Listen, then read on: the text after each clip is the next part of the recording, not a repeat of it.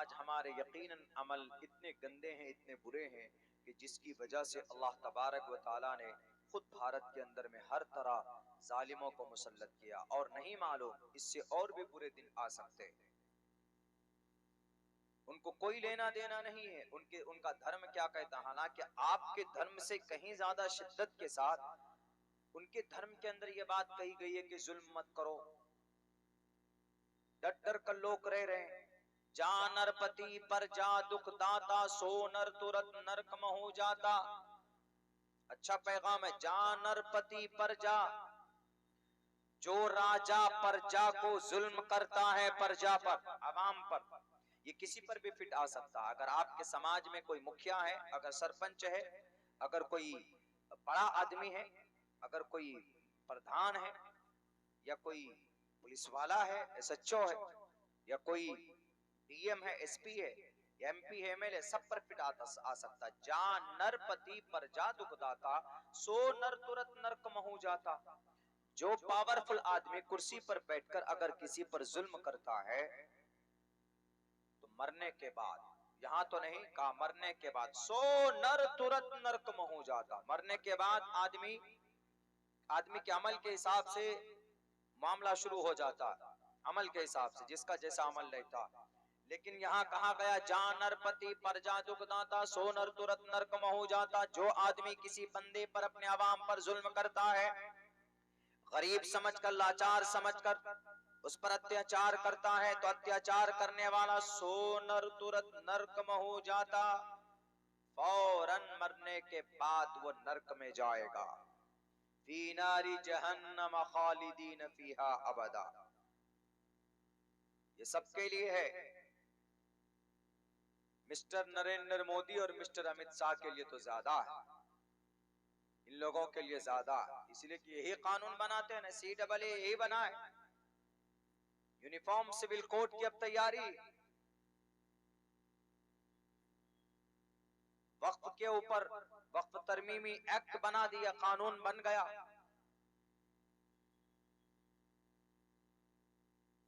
दिल्ली में बैठे हुए अमित शाह साहब, क्या कहा आपका मनुस्मृति, आपके मनुस्मृति में लिखा हुआ है कि राज्यम धर्मेण यो भारतास राज्यानाथ यज्ञ स्मृता। शायद आपका गुरु भी आपको नहीं बताता होगा, मैं बता रहा हूं। राज्यम धर्मेण यो भारतास राज्यानाथ यज्ञ स्मृता। सही राजा वही कहलाता है जो आवाम के फायदे के लिए कोई कानून बनाता है। इससे आवाम का फायदा है। अभी जो कानून बना कोई फायदा नहीं। एक मंत्र और है, राज्यम धर्मेणयो भारतास राज्यानाथ यज्ञ स्मृत राजा तु धर्मस्य तु स्यात् प्रजानाम चोपकारः।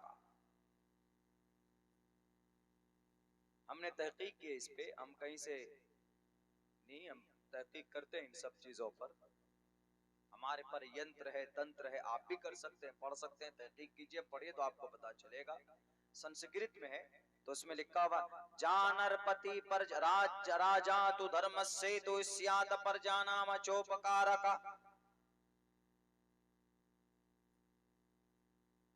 हकीकी राजा को चाहिए, हकीकी राजा को चाहिए कि वो वैसा काम करे, ऐसा कानून लाए, ऐसा इंसाफ करे जिससे कि आवाम को परेशानी नहीं होनी चाहिए। अगर समाज का मुखिया है, सरपंच है, अपने बिहार के अंदर, हमारे बिहार में सबसे बड़ा पद तो जो पंचायत का होता है, मुखिया सरपंच इन्हीं लोगों का होता है। मुखिया है, सरपंच है, समिति है, वगैरह वगैरह, लेकिन सबसे बड़ा आदमी मुखिया माना जाता है। कहीं पंचायती होती तो बैठते हैं। उसके बाद उनके लिए भी बाइस इबरत है, उनके लिए भी है ये पैगाम, संस्कृत में है लेकिन बोल वो फिट उन पे भी आता है कि राजा तु धर्मस्य तु स्यात् प्रजानाम चोपकारः राज्यम धर्मेणयो भारतास राज्यानाथ यज्ञ स्मृता।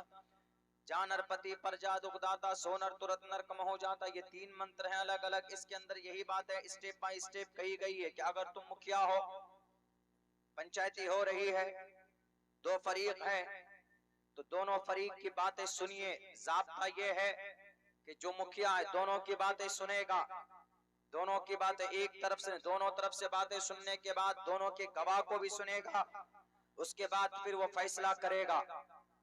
ऐसा नहीं, कभी कभी ऐसा होता है पंचायती में कुछ लोग करते हैं, बहुत से लोग तो अच्छी भी पंचायती करते हैं। समाज के अंदर में एक बड़ा मामला ऐसे ही हल होता पंचायती के जरिए से आज भी मुसलमानों में। लेकिन मुसलमानों को अपने मामले का हल इस्लामिक शरीयत नुक्ते नजर से हल करना चाहिए। लेकिन अगर पंचायती के बीच में बैठकर अगर फैसला हो जाता है, कोई झगड़ा उसका सोल्यूशन निकल जाता है तो अच्छी बात, लेकिन क्या ज्यादती नहीं होनी चाहिए। पता ये चला कि मुखिया जी के करीब का अगर आदमी है, फरीक अव्वल, फरीक सानी थोड़ा कमजोर है, तो इनको इंसाफ मिलना चाहिए। तो इंसाफ अगर नहीं मिलता है तो ये ज्यादती है। कल कयामत में इसको खुद वहां पर जवाब देना होगा। किसी के ऊपर नाइंसाफी करने की परमिशन नहीं है, बल्कि इंसाफ करो, इंसाफ करो। वला यजरिमन्नकुम शनआन कौमिन अला अल्ला तादिलू इअदिलू हुवा अक़रबु लित्तक़वा। कुरान ये कहता है कि किसी कौम की शनाख्त, किसी कौम की कमजोरी, वला यजरिमन्नकुम शनआन कौमिन, किसी कौम की अलग पहचान होने की वजह से फैसले में गड़बड़ी नहीं होना चाहिए। कभी ऐसा होता है कि नहीं ये तो मालदार आदमी है, ये गरीब आदमी है, मालदार आदमी ने गलती की, फैसला इंसाफ गरीब के हक में होना चाहिए। लेकिन ज्यादा पैसा है, दौलतमंद है, असर रसूख रखने वाला है, तो ऐसी सूरत में उसके हक में फैसला कर देता है। कुरान कहता है कि बिल्कुल नहीं, अगर होगा उद्योगपति तो अपने घर का होगा, लेकिन रब के निजाम में, रब के सामने में एक ही निजाम है, वो क्या है? इअदिलू हुवा अक़रबु लित्तक़वा वला यजरिमन्नकुम शनआन कौमिन अला अल्ला तादिलू इअदिलू हुवा अक़रबु लित्तक़वा। कि किसी कौम की शनाख्त और पहचान को देखकर तुम्हें फैसला करने में कोई रुकावट नहीं होना चाहिए। और किसी कौम, किसी की दौलत और पैसा देखकर, ताकत को देखकर तुम फैसला मत करो, बल्कि इंसाफ के बारे में फैसला करो। हजरत उमर ने कहा था, हजरत उमर ने फैसला किया, बल्कि अपने बेटे अब्दुल्ला को भी आपने कोड़े बरसाए। अल्लाह के नबी ने कहा कि अगर हमारी जान का टुकड़ा, हमारे जिस्म का टुकड़ा, मेरे नूर नजर मेरी बेटी फातिमा भी अगर गलती करे, अगर शरीयत के खिलाफ उनका कदम उठे, तो ये मोहम्मद इब्ने अब्दुल्ला उसको भी शरीयत के मुताबिक सजा देगा, देगा, सजा मिलेगी। शरीयत के ऊपर कोई कॉम्प्रोमाइज नहीं है। ये इस्लाम का पैगाम है, ये कुरान का फैसला है, ये हमारे होम मिनिस्टर साहब या आपके ग्रंथ का भी फैसला है। नहीं मालूम है तो किसी पुरोहित को लाकर पढ़िएगा। पुरोहित आपके यहाँ सबसे बड़ा मकाम, या शंकराचार्य को बुला करके आप कहिएगा कि इस मंत्र का मतलब क्या है। आज तो हमने हिंदू को छोड़िए, मुसलमानों को देख देख कर आपने कानून बनाना शुरू कर दिया। आपको मुसलमानों के ऊपर, मुसलमानों के तय कानून लाए ताकि मुसलमान हर नए कानून को लेकर सड़कों पर उतरेगा तो हिंदू एक तरफ होगा कि मुसलमान सड़कों पर उतर रहे हैं। हमारा होम मिनिस्टर साहब हमारी हिफाजत के लिए बड़ा अच्छा काम कर रहे हैं। हिंदू को गोल करने के लिए आप मुसलमानों के लिए कानून लाते हो। इस तरह के कानून इस देश के आवाम को फायदा नहीं दे सकती। इसलिए कि भारत के संविधान में लिखा, article number 14, equality before law और the equal protection of the laws within the territory of India, prohibition of discrimination on grounds of religion. धर्म के नाम पर कोई कानून नहीं बनेगा, टोपी टाड़ी के नाम पर कोई कानून नहीं बनेगा। Protection of our life and personal liberty. गाय का आधे किलो का गोश्त अगर पाया जाए तो उसकी हड्डी में गोलियां मारने की परमिशन दी गई है। उत्तर प्रदेश के लाल बुजक्कर साहब, अगर आपको गाय से इतनी मोहब्बत है तो लाखों करोड़ों गाय भूखे मर रही। अगर आपको गाय से इतनी मोहब्बत है तो कम से कम कितने बूचड़ खाने ऐसे हैं? 5000 बूचड़ खाने भारत के ऐसे हैं जो आपके दोस्तों के, वो किसी मुसलमानों के नहीं। उनको बंद कराइए पहले। लेकिन ये नहीं चलेगा। वो आसाम का चीफ मिनिस्टर बोलते हैं बंद होना चाहिए, बंद होना चाहिए। कब होना चाहिए? जब आप गद्दी में नहीं होंगे तभी होना चाहिए। मेरे भाइयों, बात दूसरी तरफ चली जा रही है। मेरा तो बस एक कहना है कि जो लोग गद्दी पर बैठे, कुर्सी पर बैठे हैं, अवाम के ऊपर उन्हें जुल्म करने का कोई हक नहीं बनता है, बल्कि इंसाफ करना चाहिए। मुसलमान हो के हिंदू है, मुसलमानों में तो और ज्यादा शिद्दत है। अगर कोई मुसलमान किसी के ऊपर जुल्म करता है तो वो मुसलमान ही नहीं। अल्लाह के नबी फरमाते अल मुस्लिम मन सलिमन नास मिन लिसानी व यदी। एक हदीस ये है, एक हदीस ये अल मुस्लिम मन सलिमल मुस्लिमून मिन लिसानिही व यदी। सच्चा मुसलमान वो है जिसकी जुबान से, उसके मुंह से, उसके हाथ से, उसके पैर से दूसरे लोगों को कोई तकलीफ नहीं होनी चाहिए। यहाँ तो हम खूब गाली देते, बहुत ज्यादा गालियां देते। कोशिश कीजिए दूसरों को नफा पहुंचाने के लिए। हिंदू हो के मुसलमान, उससे कोई सरोकार नहीं। आज हम ट्रेन में थे, पूछे दिल भाई साथ में थे, एक औरत थी बहुत परेशान थी, उसके साथ एक बच्चे थे छोटे। हम बोलते हैं तो कभी कभी बोलता है कि मौलाना अपने सफर के हालात को भी अपने तकरीर में पेश करते हैं। इसीलिए पेश करते हैं कि हम लोग चूंकि सफर में रहते हैं तो हम लोगों को प्रैक्टिकली देखने को मिलता है, प्रैक्टिकल क्या चल रहा है।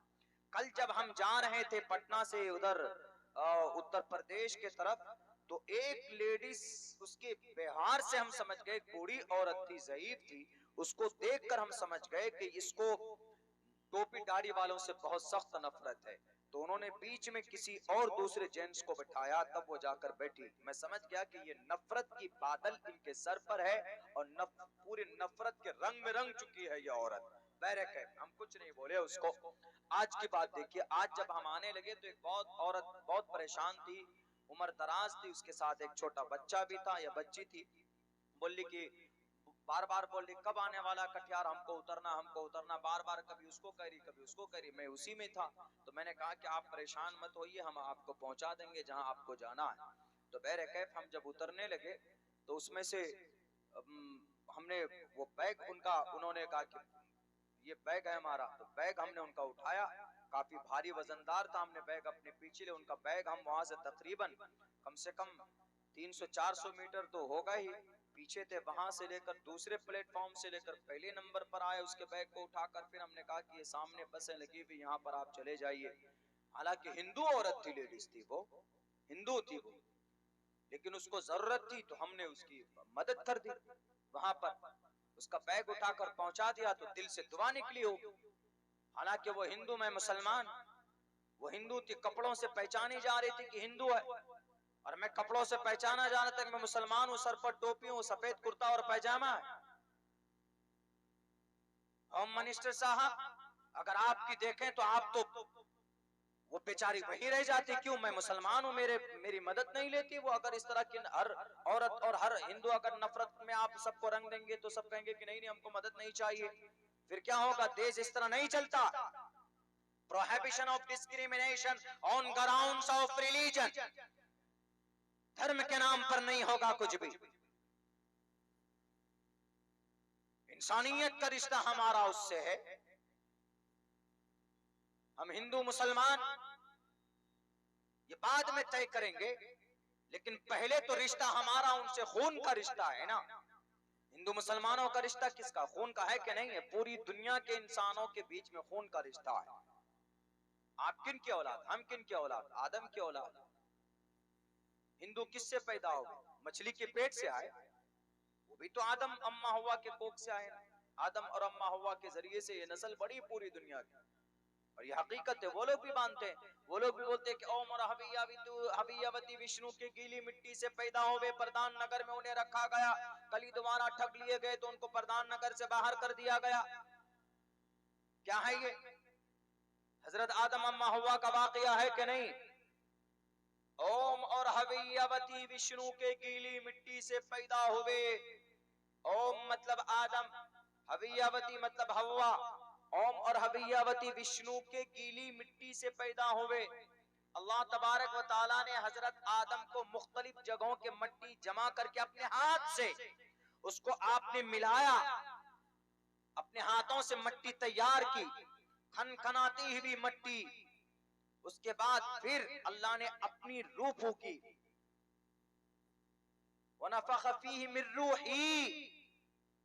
लोग बोलते हैं ना क्या रे फला साहब अपने मालिक हकीकी से जा मिले, तो वो रूह अल्लाह की है तो अल्लाह के पास चली जाती, तो बॉडी इंसान की रह जाती, तो अल्लाह की रूह अल्लाह अपने पास बुला लेता है।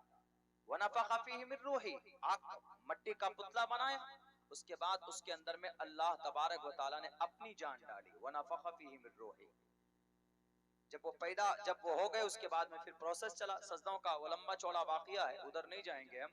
उसके बाद इग्रुस तने तन्हा थे, वहां पर सोए हुए, तो उनके बाएं पसली से, इस वाले पसली से अम्मा हव्वा को पैदा किया। देखकर पहली मर्तबा जब देखे एक अजीब प्राणी को, स्ट्रेंजर वुमन, तो छूने लगे, ऐसे टच करने लगे, पकड़ने लगे।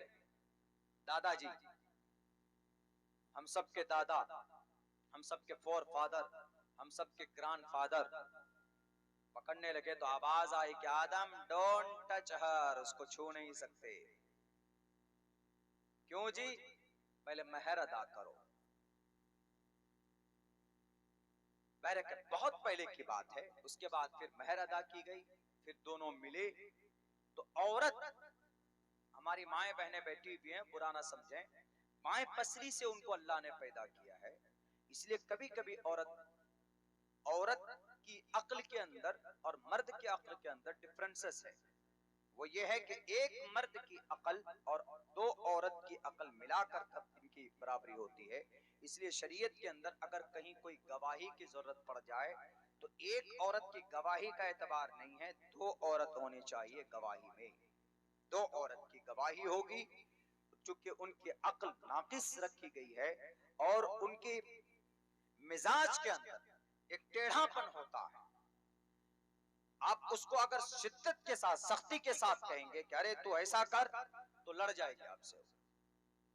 पूछ लीजिए, बैठी भी हमारी अम्माएं, हमारे बहनें, बहुत सी औरतें ऐसी होती है, कम से कम 70%, 70%, 80%, वो आपको एकदम जवाब दे दी फट से। शौहर के साथ ऐसा होता, देख लीजिएगा।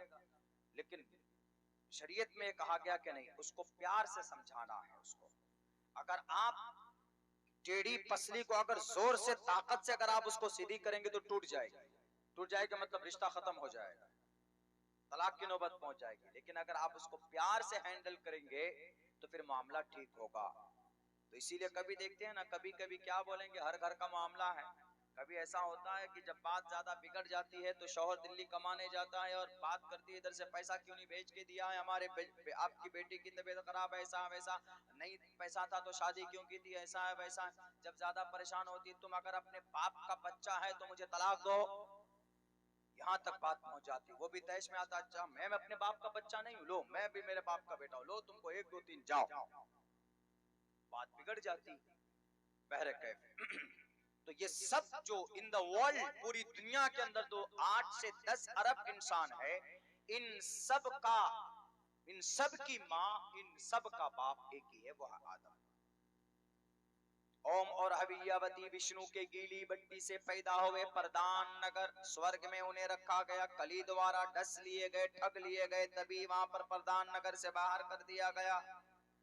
समझ में आ रहा है? यहाँ पर देखिए, और कुरान में क्या है, शरीयत में क्या है, इस्लाम में क्या है। इस्लाम में यह है कि अल्लाह तबारक व तआला ने हजरत आदम को और हव्वा को, दोनों को जन्नत में रखा है, वहां पर रखा। लेकिन अल्लाह ने एक ऑर्डर ये दिया कि वला तक़रबा हादिहि शजरा, इस दरख्त के करीब मत जाना, खाना मत। अब्बा चले गए, अपने काम में चले गए, किसी तरफ गए, शैतान आया, कली दोबारा ठग लिए गए। तो संस्कृत में शैतान को कली बोलते हैं। कली दोबारा ठग लिए गए, सांप की शक्ल में कली आया, सांप की शक्ल में कली आया। तो हिंदी जो पुराणों में है वो यही है। लेकिन यहाँ क्या है, यहाँ ये कि शैतान अम्मा के पास आता है और आके कहता है कि अम्मा ये खा लो, हमेशा रहोगे जन्नत में। नहीं नहीं, मना किया अल्लाह ने, कहा कि मना तो खाने से मना किया, कहीं ये कहा कि वला ताकुल मत खाओ, अकल याकुलु के आने आते हैं खाना, ये तो नहीं कहा कि हाँ ये तो नहीं कहा, क्या कहा वला तक़रबा हादिहि शजरा, दरख्त के करीब मत जाओ, तुम मत जाओ ना, मैं लाके दे रहा हूं। खाने से मना नहीं किया, लाके दे रहा हूं, खा लो, खाओगे तो हमेशा यहीं पर रहोगे। खा लिया, और खाया उन्होंने भी नहीं, बल्कि अपने अब्बा हुजूर, अपने शौहर मोहतरम को भी खिला दिया। क्या आप हमारे राजकुमार, लीजिए खाइए, हमेशा रहना यहाँ पर। उसके बाद फौरन Fakhruz Minha, get out from here, निकल जाओ यहाँ से, आपने नाफरमानी की। अल्लाह का निजाम प्रोसेस था, दुनिया को आबाद करना था, वहां से बाहर हुए तो किसके जरिए ठग लिए गए? शैतान के जरिए से उनको बहकाया गया। वला तक़रबा हादिहि शजरा, मना किया था, उसके बावजूद भी, खाना तो दूर की बात, करीब जाने को भी मना किया था, वो बाहर निकाल दिए गए। तो इसी वाक़े को पुराणों में बयान किया गया है। हिंदू भाइयों में हमारे बहुत सारे वाक़यात ऐसे हैं जिसको बनाकर तोड़ मड़ोड़ कर पेश किया गया है, आज पेश किया जाता है, तोड़ मड़ोड़ कर देवमालाई कहानी बनाकर पेश किया जाता है। तो इसीलिए आज जो पूरे भारत के अंदर हिंदू मुसलमानों के बीच में जो रिश्ता होना चाहिए, वजीर दाखिला साहब, वो रिश्ता मानवता का होना चाहिए, इंसानियत का रिश्ता होना चाहिए सबके बीच में। ऐसा नहीं है कि ये टोपी दाढ़ी वाला, मस्जिद मदरसा वाला, इसके लिए अलग कानून बनाओ, ये देश का संविधान भी इजाजत नहीं देता है आपको बनाने के लिए। क्यों? Prohibition of discrimination on grounds of religion, धर्म के आधार पर कोई भेदभाव करना, कोई कानून बनाना पाप है, जुर्म है, जुर्म है। इसीलिए गद्दी पर बैठे हो तो इंसाफ करो। अल्लाह के नबी अलैहिस्सलातु वस्सलाम ने किसी के ऊपर कोई जुल्म ज़्यादती नहीं की। अल्लाह की तरफ से जो ऑर्डर हुए वही ऑर्डर दुनिया के लोगों के सामने पेश किया गया है।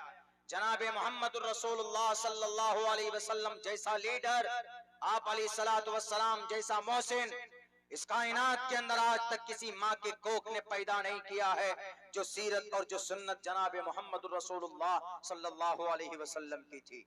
आज सिर्फ बदनाम किया जाता है कि अरे नहीं, ये मुसलमान तो बड़े झगड़ालू डाकू होते हैं। पहलगाम के अंदर 28 लोगों को मार दिया नाम पूछकर। क्या दलील है कि वो जो वो बंदूकधारी लोग थे जिन्होंने पहलगाम में 28 लोगों को मारा, वो आतंकवाद मुसलमान थे? क्या दलील है? उनके माथे पर लिखा हुआ था कि वो अब्दुल रहमान है या अब्दुल रहीम है।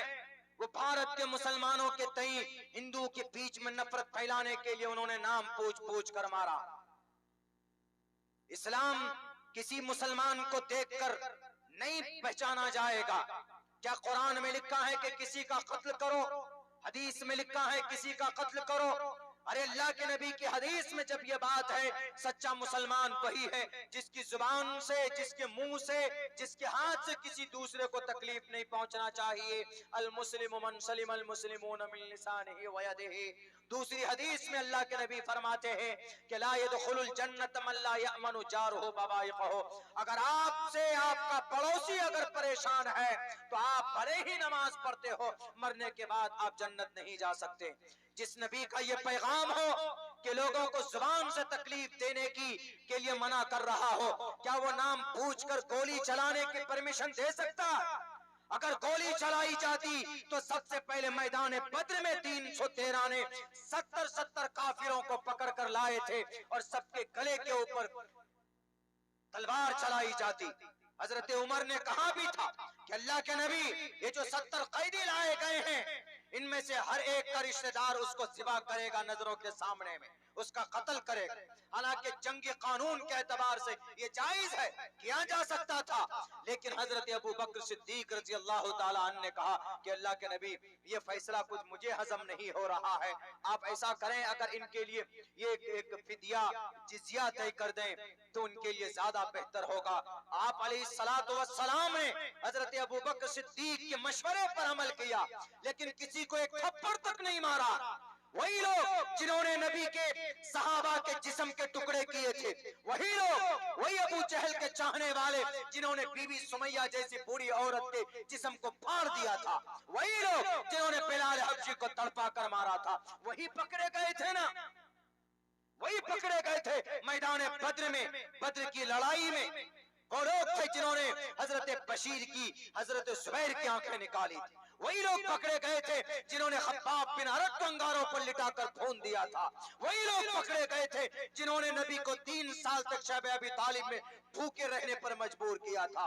वही लोग पकड़े गए थे जिन्होंने अम्मार बिन यासिर को तड़पा तड़पा कर मारा था। लेकिन अल्लाह के नबी ने किसी पर एक थप्पड़ का आपने ऑर्डर दिया नहीं दिया। जब तो आज पहलगाम के ऊपर हमला करने वालों को इस्लाम से कैसे जोड़ते हो?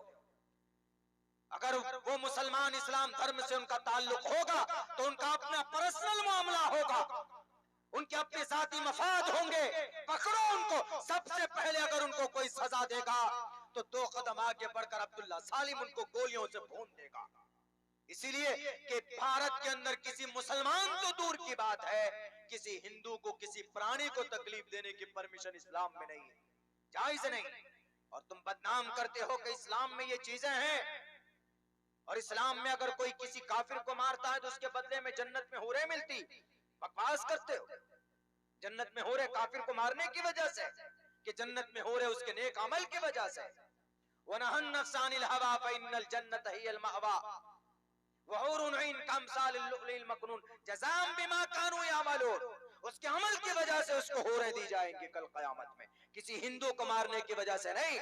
उत्तर प्रदेश के सीएम साहब और हमारे वजीर दाखिला साहब और जनाब राष्ट्रीय सुरक्षा सलाहकार अजीत डोभाल साहब, इस्लाम से मत छोड़िए उसको। इस्लाम को जानना है तो कुरान पढ़िए, हदीस पढ़िए, बुखारी पढ़िए, तिरमिजी पढ़िए, मोहम्मद को पढ़िए, अबू बकर को पढ़िए, उमर को पढ़िए, उस्मान को पढ़िए, अली को पढ़िए, तभी आप इस्लाम के सही नतीजे पर पहुंचेंगे कि what is the reality of Islam. अरे जंगे बद्र के कैदियों को जब नहीं मारा गया, बल्कि जंगे बद्र में एक मौके पर अल्लाह के नबी अलैहिस्सलाम के एक चचा, उनके पैर में बेड़ी डालकर उनको रखा गया था। उनके रात में आवाज आ रही थी चीखने की, उनको दर्द हो रहा था, तो नबी पाक अलैहिस्सलाम सोए नहीं पूरी रात उनके चीखने की वजह से। किसी ने कहा कि अल्लाह के नबी, ये तो वो लोग थे जिन्होंने आप पर जुल्म किया, आप पर गोजड़ियां डाली, आपके रास्ते में बिछाए, ये वो लोग थे ना, कि मासूम बच्चों को भी नहीं छोड़ा इन्होंने। तो इसीलिए इन पर रहम करम करने की क्या जरूरत है, इन पर आप फिक्र मत कीजिए। अल्लाह के नबी ने कहा कि नहीं, जब उनको दर्द होता है, जब चीख निकलती है तो मेरे को तकलीफ होती है। मैं नहीं चाहता कि किसी को तकलीफ पहुंचे। अगर आप चाहें तो आप, अगर आज का जमाना हो तो फौरन उनका सर तन से जुदा कर दिया जाए, लेकिन ये इस्लाम ही है जो अपने जानी दुश्मन को भी माफी के लिए पहले कहता है कि माफ करो। मन क़तल नफ्सन बिग़ैरि नफ्सिन औ फ़सादिन फ़िल अर्ज़ि फ़कअन्नमा क़तल अन्नास जमीआ। किसी को नहीं मारा जाएगा, कत्ल नहीं किया जाएगा। इस्लाम में एक प्रावधान क्या है पता है? इस्लाम में, इस्लामिक शरीयत में, भारत में तो इस्लामिक शरीयत नहीं है तो यहाँ तो कोई मामला ही नहीं। इस्लाम में यह है कि अगर किसी ने किसी को मर्डर किया, कत्ल कर दिया, तो किसास है। किसास मतलब बदला, सेम उसी तरीके पर कत्ल किया जाएगा। जब जंग उहद में अल्लाह के नबी अलैहिस्सलाम के चचा सैयदुल शुहदा अल हमजा का मुसला किया गया, तो आप अलैहिस्सलाम ने गुस्से में आकर के कहा कि हम एक के बदले 70 को मारेंगे, एक के बदले 70 को। तो आवाज आई, वइन आक़बतुम फ़ाक़िबू बिमिस्लि मा उक़िबतुम बिही। ए मोहम्मद, एक के बदले 70 को नहीं मार सकते, आपको, आप एक के बदले एक ही को मारेंगे, उसी तरीके पर मारेंगे जिस तरीके पर पहले ने मारा है। पहले ने अगर ज़िबा किया है तो आप उसकी टांग नहीं तोड़ सकते, पहले ने अगर उसका सर फाड़ा है तो आप उसके हाथ नहीं काट सकते। जैसे पहले ने आप कत्ल किया है किसी को, सेम उसी पैटर्न पे, उसी हथियार से, उसी तरीके पर किया जाएगा। जर्रा बराबर कमी बेशी हुई तो जुल्म हो जाएगा। ये इस्लामिक शरीयत में प्रावधान है, किसास, बदला है। भारत में तो इस्लामिक शरीयत है ही नहीं, तो यहाँ किसास का कोई मतलब ही नहीं। अगर किसी को इजाजत है कत्ल करने की तो किसास की वजह से है। मर्डर किया है तो अगर मर्डर करने वाला, जैसे मेरे भाई को किसी ने मारा तो मेरे अब्बा को, मुझे इजाजत है कि मारने वाला जो कातिल है मैं उसको भी मारूं, कत्ल करूं। इस्लाम में यह है। लेकिन इस्लाम कहता है कि पहले माफ करो तो ये ज्यादा बेहतर है, माफ करो तो ज्यादा बेहतर है। तो कुरान में कहा गया कि सिर्फ किसास की इजाजत है और किसी को तकलीफ देने की बिल्कुल भी इजाजत नहीं, जर्रा बराबर भी इजाजत नहीं। जब अल्लाह के नबी को मना कर दिया गया कि नहीं मार सकते, नहीं कत्ल कर सकते, तो आज इस्लाम को बदनाम करते हो कि इस्लाम में ये चीज है। इस्लाम में मारने, अब नाम पूछकर काफिर को मारकर ये जन्नत में जाकर हुरों के साथ अपनी जिंदगी गुजारेंगे, इसीलिए वो लोग आए थे। अरे वो लोग आए थे तो आप बैठकर अचार बेच रहे थे, 7-7, 8-8 लाख फौजी कमांडर बैठे हुए वहां पर, तो क्या कर रहे हैं वो लोग?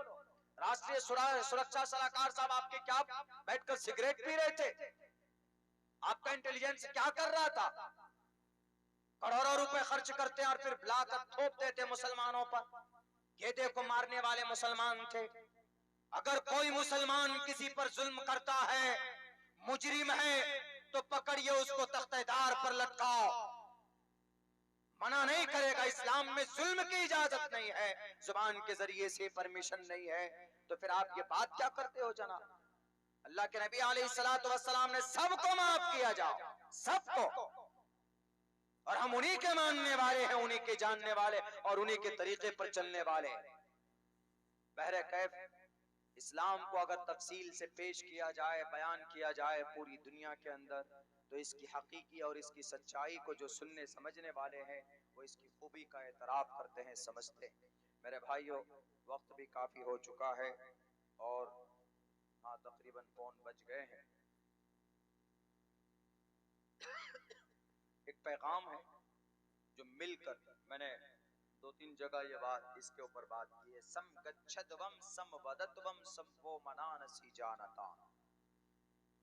संस्कृत है लेकिन ये लोग पढ़ते नहीं है ना। असल में मामला ये है, पढ़ते नहीं है।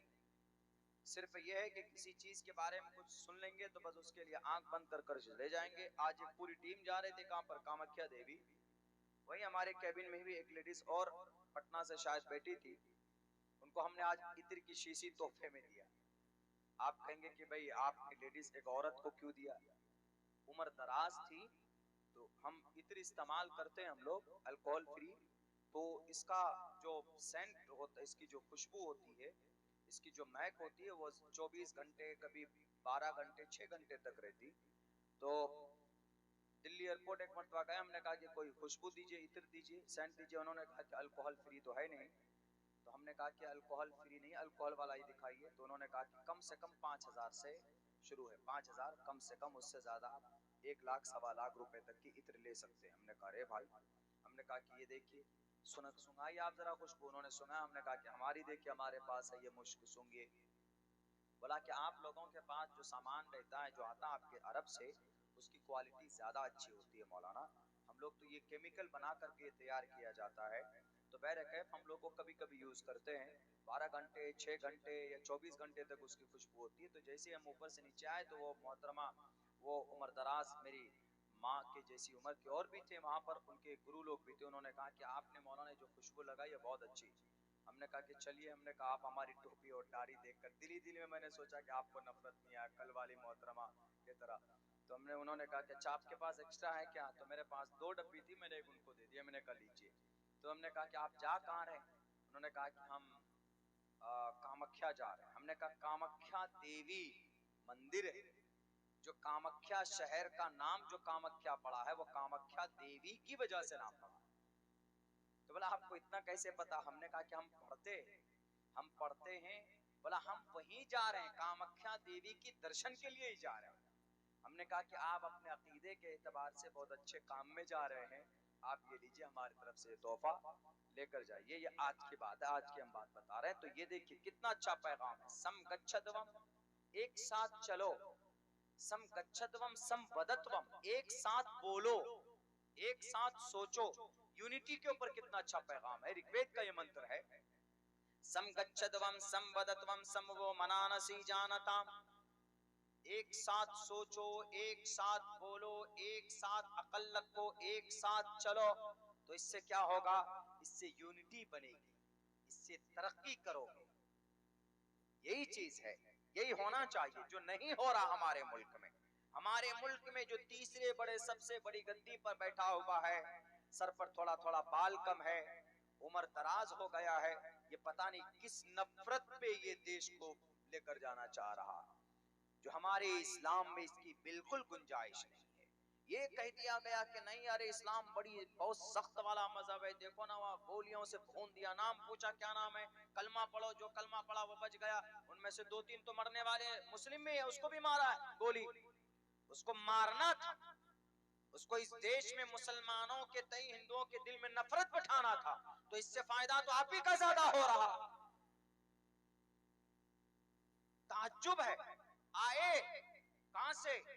पाकिस्तान से आए, आकर गोली चलाए 1.5 घंटे तक और फिर आराम से चले भी गए, पकड़े भी नहीं गए।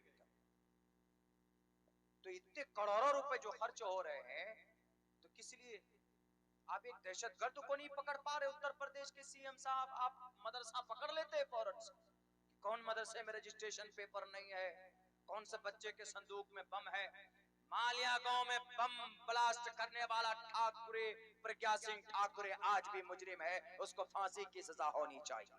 वो किसी मदरसे में नहीं पढ़ी थी, मदरसे में पढ़ने वाला बम बनाना तो दूर की बात, बम का नाम सुनकर डर जाता है।